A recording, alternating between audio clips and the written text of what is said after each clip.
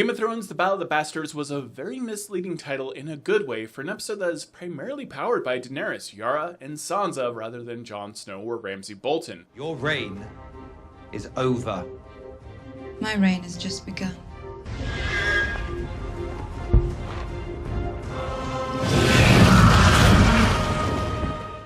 This was an extremely high point in the series, which appears in a season that has felt primarily just like setup for this episode and the upcoming season finale for season 6.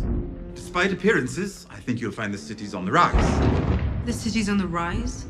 The people are behind you.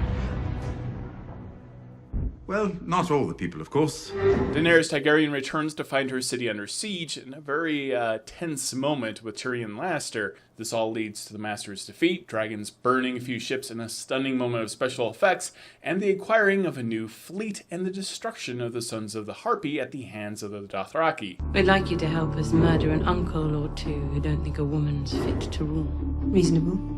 After this battle, Yara soon appears with Theon Greyjoy and manages to negotiate the freedom of the Iron Isles by swearing allegiance to Daenerys and giving her even a larger fleet to sail to Westeros with, in a very charmingly acted scene between two queens of Game of Thrones. Ron's offer is also an offer of marriage. You see, you won't get one without the other.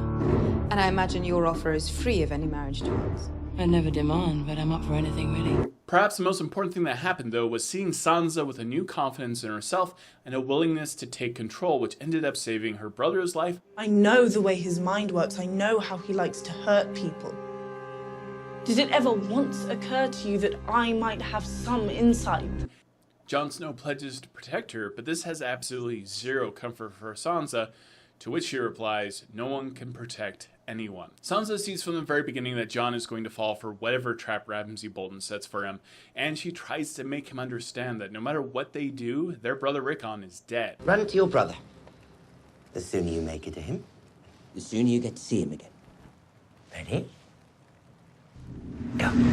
This all falls on deaf ears and leads to Jon fighting with his emotions rather than his head, leading his men to an almost certain death in one of the most brutal and brilliant battles in television or film history. Sansa's dangerous but smart decision to contact Littlefinger brings the Knights of the Vale at the last second to help defeat Ramsay's army and saves nearly everyone's life. This battle was wonderfully choreographed at every moment, and there was a real emotional resonance to the brutality of war, the panic, the blood, the being trampled by panicked troops, seemingly random freak deaths. It was a purely unromanticized. Our time together is about to come to an end. Ultimately, it's Sansa who coolly, calmly, and with much satisfaction feeds Ramsay to his own dogs in a moment that further cements that Sansa is far more decisive than Jon. Your words will disappear.